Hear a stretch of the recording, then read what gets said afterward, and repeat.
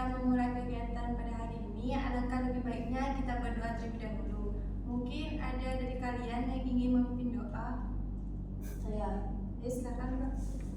Berdoa dimulai. Berdoa selesai. Oke, sebelumnya perkenalan ya. Nama Ibu Surandari, kalian bisa panggil Ibu Susi. Lanjut. Perkenalkan, nama saya Nadi Budi, bisa dipanggil Budi.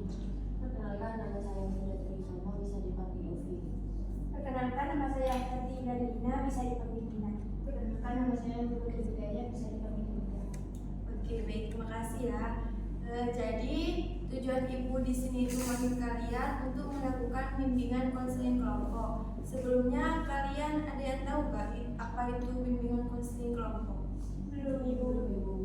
Berarti belum ada yang pernah melakukan bimbingan konseling kelompok?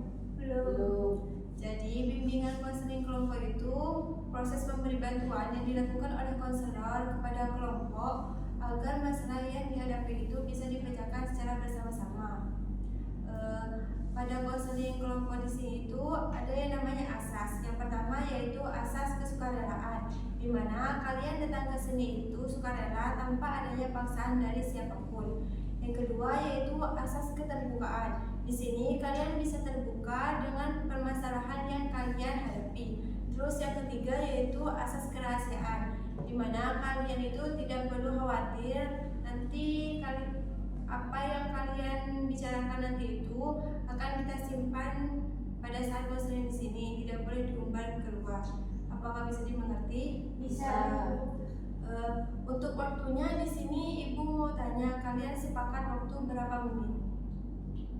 30 menit mungkin cukup. 30 menit ya. Ya. Oke, kita sepakati 30 menit. Untuk topiknya di sini Ibu sepakati saja ya tentang trauma. Di sini kalian ada yang punya trauma nggak? Ada. Oke. Sebelum kita ke tahap selanjutnya, Ibu di sini tuh punya lembar persetujuan kepada kalian. Kalian tinggal tanda tangan ya.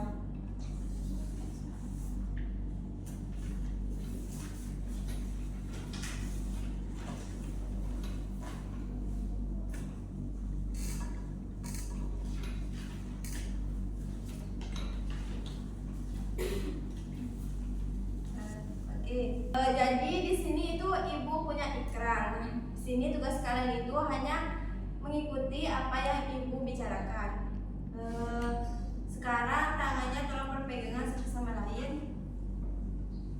Saya yang bertanda tangan di bawah ini. Saya yang bertanda tangan di bawah ini Bersedia menyimpan dan merahasiakan segala data dan keterangan yang saya peroleh dan saya sampaikan dan tidak boleh diketahui oleh orang lain. Oke. Apakah kalian sudah siap melaksanakan bimbingan konseling pada hari ini? Siap. Oke. Di sini silahkan kalian bisa menceritakan masalah kalian, dimulai dari Mbak. Saya dulu punya trauma karena saya takut untuk menikah karena ada masalah yang mengancam. Saya juga trauma untuk menikah Ibu karena tidak semuanya mertua sama menantu itu bisa semuanya Kalau saya punya trauma untuk membangun hubungan kembali dengan seseorang karena pada hubungan saya yang sebelumnya 2 kali saya dihianati sama pasangan saya. Untuk saya mempunyai teman yang bisa dibilang dengan persahabatan, di mana saya cuma bisa disuruh-suruh dalam persahabatan. Oke. Nah, di sini kita tentukan saja ya dulu satu topik yang mau diselesaikan pada hari ini. Kita sepakati mau topiknya siapa yang mau diselesaikan terlebih dahulu? Doi. Oke, tapi Mbak Dori ya. Di sini Ibu itu mempunyai teknik, yaitu tekniknya asosiasi bebas. Nah, nanti Ibu mau tanya ke Mbak Dori, terus Mbak Dori definisikan apa yang Ibu pertanyakan ya. Kan permasalahannya Mbak Dori itu takut menikah karena keluarga. Apa sih keluarga menurut Mbak Dori?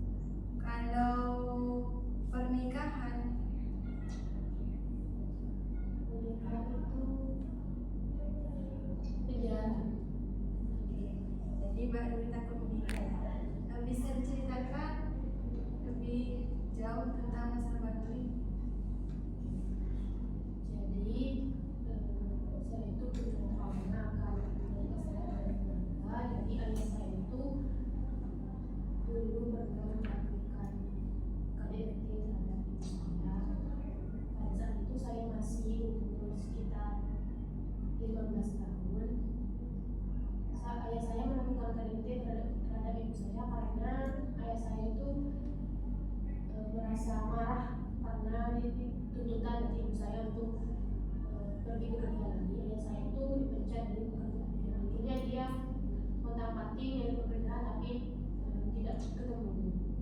Jadi ibu saya itu merasa kesal kepada ayah saya karena belum memiliki pekerjaan lagi. Karena itu ayah saya melakukan KDRT terhadap ibu saya. Berarti Mbak Nuri itu pernah melihatnya secara langsung ya? Iya. Apa yang Mbak Nuri rasakan saat melihat kejadian itu? Pada saat itu saya merasa takut, sedih, dan juga merasa ingin kabur dari rumah itu secara langsung.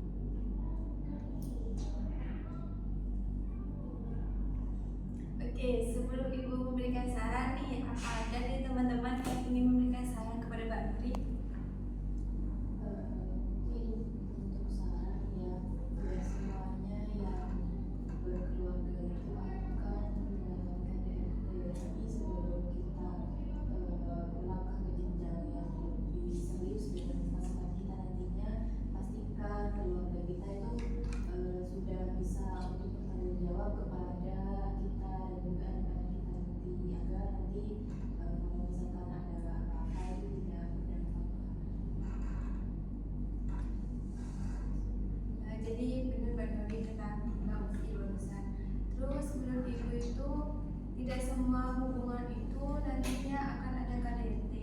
Jadi kalau Mbak Nuri mau menikah atau mau menjenjang ke lebih serius, Mbak Nuri itu harus lebih tahu dulu tentang seluruh keluarga dari pasangan Mbak Nuri juga, tentang sifatnya Mbak Nuri, dari teman, sahabat gitu. Terus juga Mbak Nuri itu harus mempersiapkan dulu kondisinya, yaitu kondisi ekonomi, itu Mbak Nuri. Jadi bagaimana perasaan Mbak Nuri setelah melakukan bimbingan konseling kelompok tadi? Perasaan saya jauh lebih tenang dan juga saya mencoba dari saran-saran teman-teman semua untuk mengubah pola pikir saya yang takut untuk menikah, karena pernikahan itu semuanya tidak semuanya terdapat yang namanya KDRT. Baik, sebelum Ibu simpulkan nih, apakah ada dari kalian yang ingin menyimpulkan? Oke, Ibu simpulkan ya. Jadi dalam hubungan keluarga itu tidak selamanya ada KDRT. Alangkah lebih baiknya sebelum kalian ingin ada di jenjang lebih serius lagi, kalian itu harus tahu dulu tentang keluarga atau pasangan kalian. Entah kalian tanya dulu ke teman kalian atau sahabat dari pasangan kalian juga. Terus itu kalian juga harus cari pasangan yang sudah emang siap finansial atau siap mental. Mungkin itu saja ya. Selanjutnya Ibu di situ punya lembar evaluasi. Kalian bisa jawab.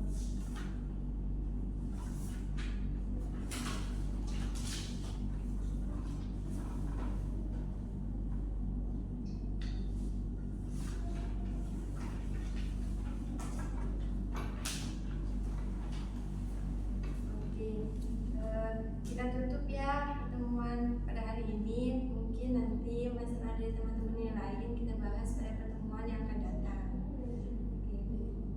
Sebelum kita tutup, alangkah baiknya kita berdoa terlebih dahulu. Mungkin ada yang ingin memimpin doa?